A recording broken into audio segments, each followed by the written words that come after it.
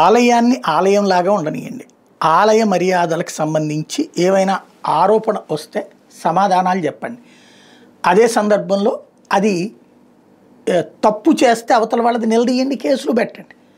అలా కాకుండా రాజకీయాలకు వాడుకోవద్దు. వెంకటేశ్వర స్వామి మనకి జీవితంలో ఒకసారి అవకాశం ఇచ్చాడు అంటే అది 1000 జన్మల పుణ్యఫలం అనుకోవాలి. అంతటి అద్భుతమైన అవకాశాన్ని రాజకీయ అంశాలలో దారి మళ్లించుకోకుండా ఉండాల్సిన బాధ్యత ఉంది. కరుణాకర్ రెడ్డి అంత రాక్షసుడు, అంత దుర్మార్గుడు, కానీ ఆ స్వామి ఆయనకు అవకాశం ఇచ్చాడే. ఆయన తనకు ఇచ్చినటువంటి అవకాశం సందర్భంలో కొన్ని మంచి పనులు చేశాడే. మనం దాంట్లో విమర్శించవచ్చు.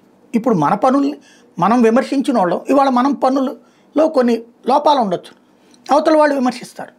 విమర్శలకు అతీతమైనది కాదు పదవి. అట్ ద సేమ్ టైం అట్లని అడ్డకోలు విమర్శలు చేయడం కూడా తప్పు, అడ్డదిడ్డమైన విమర్శలు చేయడం కూడా తప్పు. ఇప్పుడు నాయుడు గారికి తను చాలా అద్భుతంగా తిరుమల తిరుపతి దేవస్థానాన్ని నిర్వహిస్తున్నాననేటటువంటి నమ్మకం ఉంది. గతంలో కంటే బాగా చేస్తున్నాను నమ్మకం ఉంది. అది ఆయన టీం చెప్పే మాట. అదే సమయంలో కరుణాకర్ రెడ్డికి ఇప్పుడంతా పాడైపోయింది, అంతకుముందు అద్భుతంగా ఉందనేటటువంటి ఫీలింగ్ ఆయన టీం ఆయనకి చెప్పే మాట. ప్రజలు ఏమనుకుంటున్నారు?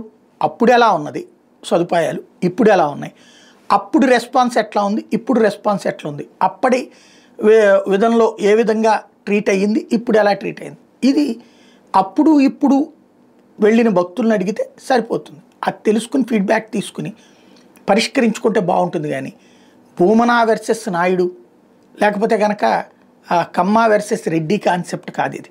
దేవదేవుడి యొక్క సేవని చేసే అదృష్టాన్ని లభించినప్పుడు ఆ బాధ్యతని అలాగే ఉంచుకుంటే ఇప్పుడు ఈయనైనా ఆయనైనా బాగుంటుంది.